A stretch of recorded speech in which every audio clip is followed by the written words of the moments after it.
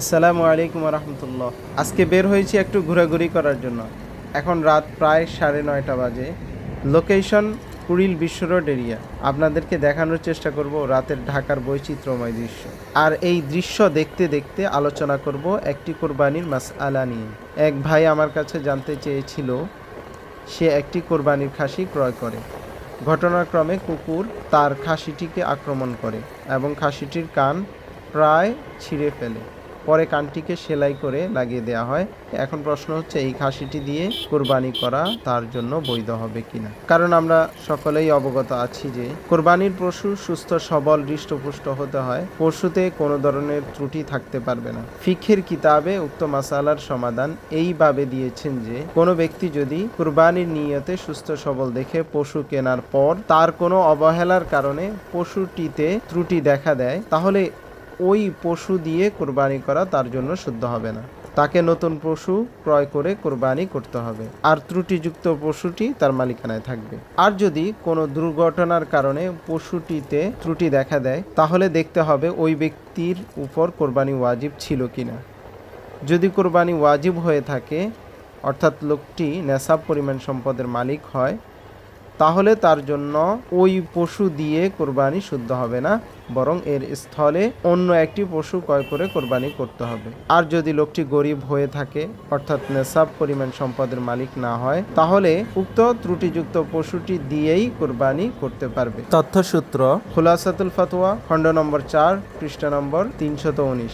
বাদাইউস সানায়া, খণ্ড নম্বর 4, পৃষ্ঠা নম্বর 216। ফতোয়ায়ে নওয়াজিল, পৃষ্ঠা নম্বর 239। রদ্দুল মুহতার, খণ্ড নম্বর 6, পৃষ্ঠা নম্বর 325। আল্লাহ তাআলা আমাদেরকে উক্ত মাসালাটি বুঝার তৌফিক দান করুন। আর যদি আপনার কোনো মাসআলা জানার প্রয়োজন হয়, তাহলে কমেন্ট বক্সে জানাতে পারেন। ইনশাআল্লাহ কোরআন হাদিসের আলোকে সমাধান দেওয়ার চেষ্টা করব। আজকের মতো আমার আলোচনা এখানেই শেষ করছি। মাসআলাটি থেকে যদি আপনি উপকৃত হন, তাহলে শেয়ার করে অন্যকে জানিয়ে দিন, আর শেষ পর্যন্ত ভিডিওটি উপভোগ করুন।